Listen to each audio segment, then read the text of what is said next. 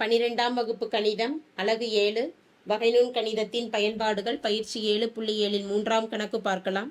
f(x) = 4x³ + 3x² - 6x + 1 என்ற சார்பிற்கு ஓரியல்பு இடைவெளிகள், இடஞ்சார்ந்த அறுதி மதிப்புகள், குழிவு இடைவெளிகள் மற்றும் வளைவு மாற்ற புள்ளிகளை காண்க என கேட்கப்பட்டுள்ளது.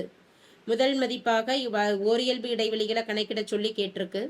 ஓரியல்பு இடைவெளிகள் என்பது கொடுக்கப்பட்டிருக்கக்கூடிய சார்பை வகைப்படுத்தி f(x) = 0 பிரதியிட்டு அதில் இருந்து எக்ஸின் மதிப்புகள் கணக்கிடணும். அந்த எக்ஸ் மதிப்புகளுக்கு பேர் நிலையெண்கள் ஆகும். நிலையெண்களை கொண்டு இடைவெளிகள் பிரித்து அந்த இடைவெளிகளில் ஏறும் சார்பா இறங்கும் சார்பான்னு கணக்கிட்டு அதில் இருந்து அதனுடைய ஓரியல்பு தன்மையை ஆராயலாம்.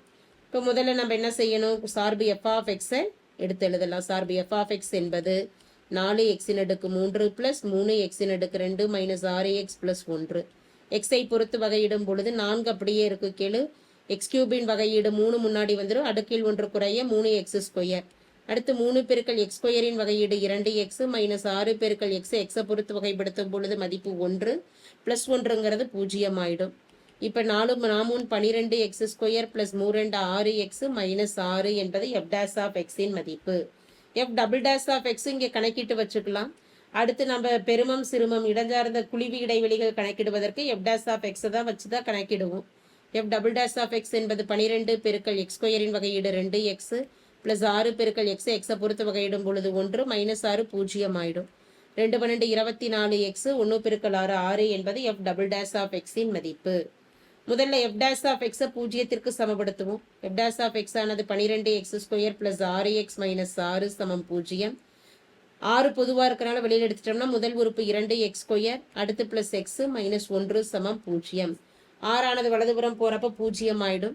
எனவே 2x² + x - 1 0 தான் மீதம் அமையக்கூடியது. இது ஒரு இருபடி சமன்பாடாக இருக்கிறதுனால காரணிப்படுத்தலாம். x² கீழ் 2ஐயும் மாறிலி உறுப்பு -1ஐயும் பெருக்கும் பொழுது -2. அடுத்து எக்ஸின் கெழுவானது 1 2 2 +1 கூட்டப்பட்டா வரணும். அப்படிங்கிறதுனால 2க்கு ப்ளஸ் குறியும் 1க்கு மைனஸ் குறியும் கொடுப்போம். x² கீழ் 2 இருக்கிறதுனால 2ஆல் இரு எண்களையும் வகுத்துக்கலாம். இங்கே 1ன்னு வந்துடும். எனவே மதிப்புகளானது x - 1/2 பெருக்கல் x + 1 என்பது இரு காரணிகள் ஆகும். 2ஐயும் தனித்தனியாக 0க்கு சமப்படுத்திக்கிட்டோம்னா x - 1/2 0, x + 1 0. -2ஆனது வலதுபுறம் போகிறப்ப +1/2 ஆயிடும். +1 வலதுபுறம் போகிறப்ப -1 என ஆயிடும். மதிப்பானது x = -1. இந்த இரண்டு மதிப்புகளுக்கு பேர் தான் நிலைப்புள்ளிகள். நிலைப்புள்ளிகளானது -1 மற்றும் 1/2. இதை வச்சு இடைவெளிகள் பிரிக்கலாம். இடைவெளிகள் -∞, +∞. முதல் மதிப்பு -1, அடுத்து 1/2. இடைவெளிகளானது -∞, -1, -1, 1/2 மற்றும் 1/2, இந்த 3 இடைவெளிகள்லையும் ஓரியல்பு தன்மையை அட்டவணை மூலமா கணக்கிடலாம்.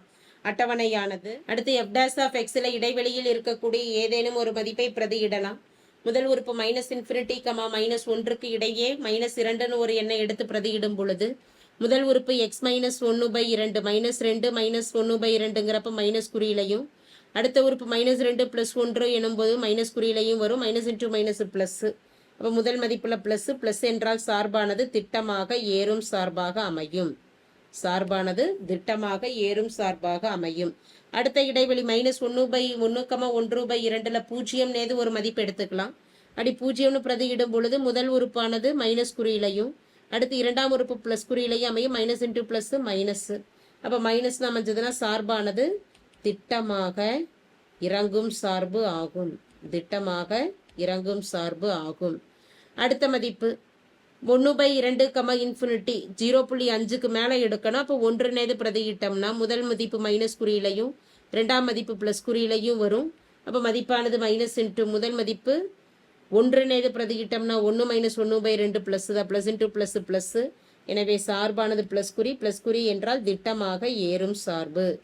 ஏறும் சார்பிலிருந்து இறங்கும் சார்பாகவோ அல்லது இறங்கும் சார்பிலிருந்து ஏறும் சார்பாகவோ ஒரு புள்ளியில மாற்றம் இருந்ததுனா தான் அந்த இடத்துல நமக்கு என்ன கிடைக்கும் அப்படின்னா அதனுடைய ஓரியல்பு தன்மை இடஞ்சார்ந்த மதிப்புகள் எது நம்ம கொடுக்கணும் அப்படின்னா கொடுக்க முடியும். இப்போ இங்கே எக்ஸ் ஈக்குவல் டு பூஜ்ஜியத்தில் நமக்கு என்னவா இருக்குது, இந்த கொடுக்கப்பட்டிருக்கக்கூடிய இடைவெளியில், அதை கணக்கிட்டு இருக்கக்கூடிய இடைவெளியில் -∞, -1 மற்றும் இறுதியாக 1/2, இன்ஃபினிட்டியில் சார்பு f(x) ஆனது திட்டமாக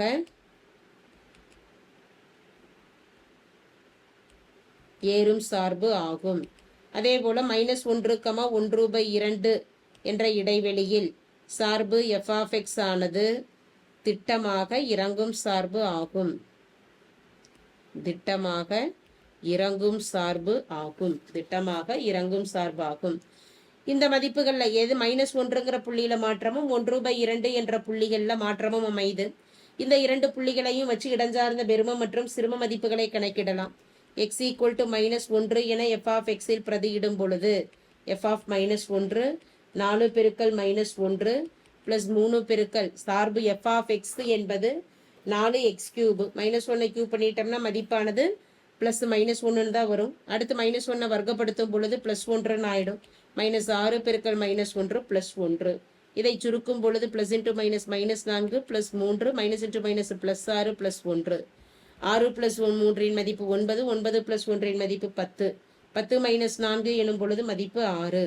அடுத்து x ஈக்குவல் டு 1/2 என பிரதியிடும் பொழுது f(1/2) மதிப்பு 4 பெருக்கல் 4x3 1/2 ஹோல் கியூபு +3 பெருக்கல் 1/2 ஒரு ஹோல் ஸ்கொயர் -6x 6 பெருக்கல் 1/2 +1. 4 பெருக்கல் 1/2 கியூப் பண்ணும் பொழுது 1 பெருக்கல் 1 பெருக்கல் 1 1, 2 3 முறை பெருக்கும் பொழுது 8 +3 பெருக்கல் 1/2 வர்க்கப்படுத்திக்கிட்டோம்னா 1/4. அடுத்த 1ல் 2ஆல் அடிச்சிட்டோம்னா மதிப்பானது 3 -3 +1. 1 4 4 2 4 8 1/2 +3 பெரு 3/4 -3 +1 எனும் பொழுது மதிப்பானது -2 ஆகும். பகுதி மதிப்பு பொதுவாக 4ன்னு அமையும். 4ன்னு அமையறதுக்கு முதல் உறுப்பு 2 என்ன செய்யலாம், ஒரு 2ஆல் பெருக்கிக்கிட்டோம்னா 2 + அடுத்த 1 3 அப்படியே எழுதிக்கலாம். -2 பெருக்கல் 4 எனும் பொழுது மதிப்பு 8. இதை சுருக்கிட்டோம்னா 2 + 3 5, 5 - 8 எனும் பொழுது மதிப்பானது -3/4 ஆகும். எனவே பெரும மதிப்புங்கிறது 6 ஆகவும் சிறும மதிப்பானது -3 ஆகவும் அமையும். therefore இடஞ்சார்ந்த பெருமம் 6, இடஞ்சார்ந்த சிறும மதிப்பு -3/4 ஆகும். இனி நம்ம என்ன கணக்கிடணும், வளைவு மாற்ற புள்ளிகள். வளைவு மாற்ற புள்ளிகள் கணக்கிடுவதற்கு குழிவுத்தன்மையை ஆராயணும். குழிவுத்தன்மையை ஆராய்வதற்கு f'(x) 0க்கு சமப்படுத்திட்டு x மதிப்புகள் கணக்கிடணும். அப்போ f'(x) = 0 எனும் பொழுது 24x + 6 = 0. 24x + 6 வலதுபுறம் போறப்ப -6, x = -6 பெருக்கல்ல இருக்கக்கூடிய 24 வலதுபுறம் போறப்ப வகுத்தல்ல வந்துடும். 1 6 6 4 6 24. x = மதிப்பானது -1/4 ஆகும். x இன் மதிப்பு -1/4. இந்த மதிப்பை வச்சு இடைவெளிகள் பிரிக்கலாம். -∞, +∞, -1/4. இடைவெளிகளானது -∞, -1/4, -1/4, இனி f'(x) இன் குறியீடை இந்த இடைவெளிகளில் கணக்கிட்டு அதை வைத்து குழிவுத்தன்மையை ஆராயலாம். அது ஒரு அட்டவணை மூலியமா கணக்கிடலாம். அட்டவணை அடுத்து இந்த இடைவெளிகளில் ஏதேனும் ஒரு மதிப்பு எடுத்து f'(x)ல கொடுத்து குறிகளை கணக்கிடலாம். -∞, -1/4, -1/4ங்கிறது -0.25ன்னு கிடைக்கும். அப்போ இடைப்பட்ட மதிப்பாக ஒரு மைனஸ் ஏது கொடுத்துட்டோம்னா 24 பெருக்கல் மைனஸ் குறியில் வரும். ஒரு மைனஸ் குறியோட 6 கூட்டிட்டோம், -24ஓட 6 கூட்டிட்டோம்னா மதிப்பானது எதிர்குறியில் அமையும். இப்போ எதிர்குறியில் அமைஞ்சதுன்னா குழிவுத்தன்மை எப்படி இருக்கும், கீழ் நோக்கி குழிவாக இருக்கும். கீழ் நோக்கி குழிவு. அடுத்து -1/4, இன்ஃபினிட்டி. அப்போ 0ன்னே எடுத்துக்கலாம். முதல் உறுப்பு 0 ஆயிடுச்சுன்னா 6 மட்டும்தான் இருக்கும். 6 ப்ளஸ் குறியில் இருக்கிறதுனால சார்பானது மேல் நோக்கி குழிவு, மேல் நோக்கி குழிவாக அமையும். எந்த இடைவெளியில மாற்றம் இருக்கு, -∞, -1/4 சார்பு f(x) எப்படி அமைஞ்சிருக்குது, கீழ் நோக்கி குழிவு. மேல் நோக்கி குழிவாக அமைந்திருக்கக்கூடிய இடைவெளி மற்றும் -1/4, +∞ சார்பு எஃப் ஆஃப் எக்ஸ் ஆனது மேல் நோக்கி குழிவு. மாற்றம் இருந்தது அப்படின்னா தான் வளைவு மாற்ற புள்ளி இருக்கும். எந்த புள்ளி இங்கே பொதுவாக அமையுது? -1/4 தான் மாற்றம் அமையுது. எனவே x ஈக்குவல் டு -1/4 என்ற மதிப்பை எஃப் ஆஃப் எக்ஸில் பிரதியிட்டு வளைவு மாற்ற புள்ளி கணக்கிடலாம். எஃப் ஆஃப் -1/4 என்பது 4 பெருக்கல் -x³ -1/4 ஹோல் கியூபு ப்ளஸ் 3 பெருக்கல் -1/4 ஹோல் ஸ்கொயரு -6 பெருக்கல் -1/4 இறுதி மதிப்பாக +1. இதை சுருக்கலாம். மைனஸ் 3 முறை பெருக்கும் பொழுது மைனஸ்லையே வரும். -1/4 3 முறை பெருக்கும் பொழுது 64 + 3 பெருக்கல் மைனஸ் இன்ட்டு மைனஸ் ப்ளஸ்ன்னு ஆகிடும். நன்னாங்கு மதிப்பு 16. 4 16 மைனஸ் இன்ட்டு மைனஸ் ப்ளஸ்ன்னு ஆகும். 2 4 3 2 6 மைனஸ் இன்ட்டு மைனஸ் ப்ளஸ் 3 + 1ங்கிறது மதிப்பாக கிடைக்கும். மைனஸ் இன்ட்டு மைனஸ் ப்ளஸ் 3 பகுதியில் என்ன இருக்குது? 2 இருக்குது.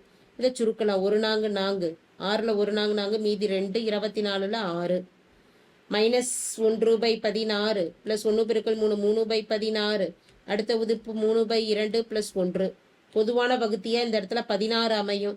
முதல் உறுப்பில் 16னே இருக்குது, -1. அடுத்ததுலேயும் 16னே இருக்குது, 3. 2 8ஆல் பெருக்கினா 16 கிடைக்கும். எனவே மதிப்பு 3 8 24 ப்ளஸ் 1 16ஆல் பெருக்கினா மதிப்பு 16 கிடைக்கும். 1 பெருக்கல் 16 16. இதை சுருக்கும் பொழுது 24 + 16 40 40 + 3 43 43 - 1 மதிப்பானது 42. 43 - 1 மதிப்பானது 42/16. இதை கேன்சல் பண்ணலாம். 2ஆல் அடிச்சிட்டோம்னா 8 2 16 2 4 மீதம் 1. எனவே மதிப்பு 21/8 ஆகும். 21/8. therefore வளைவு மாற்ற புள்ளியானது எக்ஸின் மதிப்பானது -1/4 -1/4. அடுத்து ஒய்யின் எஃப் ஆஃப் எக்ஸின் மதிப்பானது 21/8 ஆகும். தேங்க்யூ.